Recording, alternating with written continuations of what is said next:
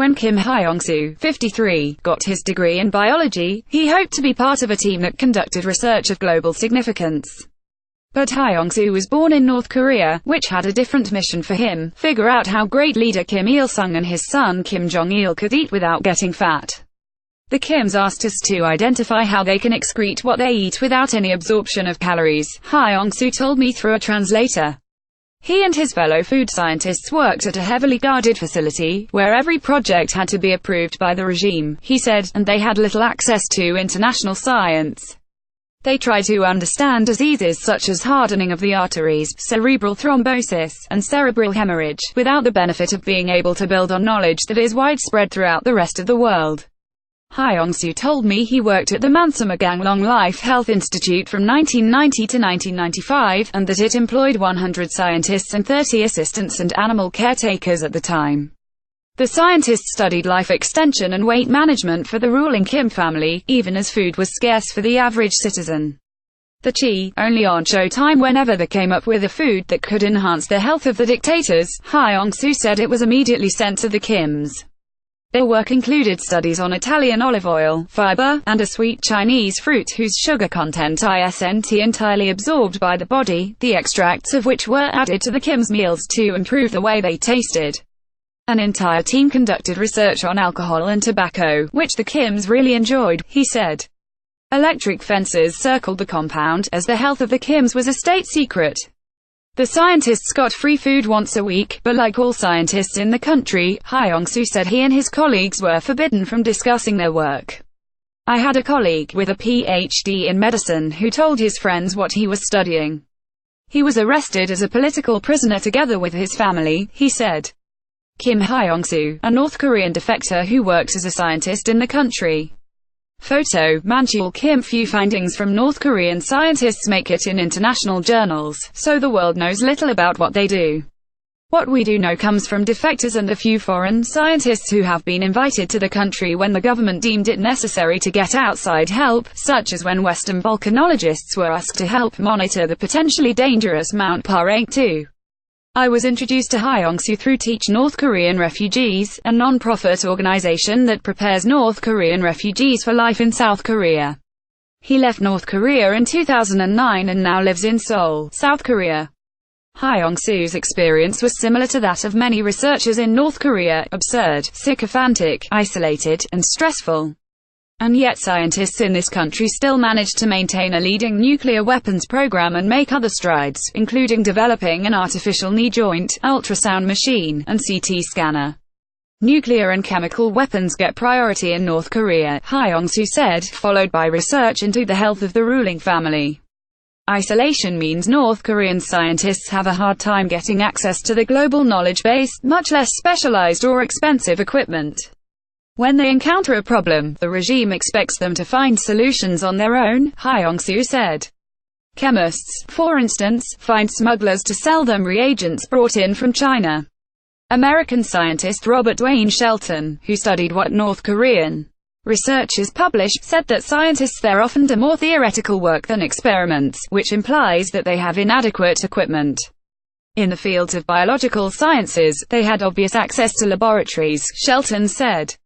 In the physical sciences, though, and engineering, it was more mathematical simulations rather than experimentation, which suggests that maybe that they had limited access to those kinds of layouts. Absurd, sycophantic, isolated, and stressful. North Korean scientists must also carry out their research while perpetuating the propaganda that upholds the regime. When they publish in local journals, their articles begin by citing the teachings of the supreme leaders and extolling the virtues of voluntary research as an honorable, revolutionary task for the people. The findings only take 1 or 2 pages, which is short compared to mainstream U.S. scientific journals. A great proportion of the papers are devoted to folk medicine, which is claimed to be effective 95% of the time. North Korean scientists are sometimes praised by the regime. Biologist Baek Sol-Hui, who claimed she could make the plant Gerium Cyperus esculentis grow 3 times bigger, was pronounced a secret hero of the country in 1979. She hoped to manufacture oil from the plant and fix North Korea's oil shortage. The regime promoted her to chief of the Institute of Biology and Plant Biology at the National Academy of Sciences, according to Hyeongsoo, and there was even a film made about her, The 14th Winter 14, so named in honor of her 14 years of research, during which she dedicated herself to work and remained unmarried. Her so-called achievements were used by the propaganda machine to praise the country's greatness. North Korean citizens were forced to watch the movie, Hyeongsoo said. They had to write reviews and discuss it in open public debates. Eventually, others tried to replicate her study, and it turned out that the plant was smaller rather than larger using her methods. After that, she faced criticism from the regime, Hyeongsoo said. Scientists don't believe what the propaganda feeds them, but they cannot discredit it either. You have to think what the party tells you to think. Today, propaganda is even less effective than it was a few decades ago, as information tends to spread even in North Korea. Most scientists know how to operate a computer, own an FM radio, and use SD cards and thumb drives, which are sometimes brought from China with information from the outside world, Hyeongsoo said. Still, disregarding reality is often a key to survival for North Korean scientists. A doctor visits a patient at a village clinic in Ryongsan-ri, North Hwanghae Province, about 40 kilometers 25 miles southeast of Pyongyang, North Korea. Photo, David Guttenfelder. Scientists working in North Korea know that speaking too freely about research can be dangerous. Hyeongsoo had a colleague at Kim Il-sung University who got a job in a nuclear physics lab after graduation that was completely secluded and under strict supervision, he said. I've never heard from him since. Those who travel abroad are also subject to the rule of silence. A group of 13 North Korean scientists and scholars went to Germany for a fellowship program that ended in 2008, conducted by the Alexander von Humboldt Foundation. Their Western peers found that they were highly capable, but once they returned to North Korea, there was no way to communicate with them. Shelton, who interviewed the German researchers who worked with the North Koreans, said they lost all contact with them, because getting emails from abroad raises suspicions and discourages collaboration. The expectation of silence also extends to foreign researchers who spent time in North Korea. These researchers did not want to speak on the record for fear of jeopardizing their standing with the North Korean government. Foreign scientists who travel to North Korea always have a government-appointed minder watching them, and those who plan to return are always careful about what they say. The lack of internet access and freedom in North Korea stifles creativity, innovative development, and consequently economic growth, said one foreign researcher who traveled to the capital of Pyongyang several times in the past decade. He asked to remain anonymous to preserve his ability to return. The citizens are completely driven by fear and operate in survival mode, he said. A dark-colored crystal worn as jewelry is believed to have healing properties. The quirks of science in North Korea also apply to the medical field. Doctors have limited access to international research and folk medicine is widely used. A dark-colored crystal worn as jewelry is believed to have healing properties. For example, they say when you wear it out in the sunshine, it purifies your blood, said Heidi Linton, executive director of the non-profit Christian Friends of Korea. She adds that North Korean doctors genuinely believe this. They wanted us to take the crystal back to Stanford and prove that it worked. Like doctors in Vietnam and some parts of China, North Koreans often give their patients medicinal herbs, Linton said. They've had nothing to treat them with, other than cordial med, referring to a medicinal liquor.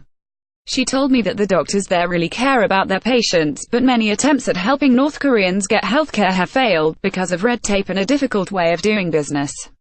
At the spur of the moment, they'll cancel your trip you've been planning for 3 months, she said. In 22 years I've seen so many good-hearted attempts just go down the tubes. Linton has been to North Korea 50 times helping patients who suffer from tuberculosis and hepatitis, both of which are epidemics in the country. She brought them Western medicine, including antibiotics, and she said they understand the necessity of the drugs. However, they still see traditional local cures, such as red ginseng and medicinal herbs, as a source of national pride. There are North Korean doctors who practice Western medicine. American neurosurgeon Ki-B Park has met several while working in Pyongyang, where he also has a medical license. He said North Korean doctors can perform fairly sophisticated surgery, including microsurgery for brain tumors or treatment of vascular malformation like aneurysm. They are technically as good as any surgeons I've seen anywhere, he said. They're conscientious, very detail-oriented, and very careful in the care of their patients. They think things through, Dr. Park said. The Pyongyang hospital where he works cannot, however, be compared with those in the US when it comes to equipment. I have a microscope in North Korea, a very simple microscope, maybe $10,000 or $12,000. In the US, it's not unusual for every hospital to have a microscope that costs $500,000, he said.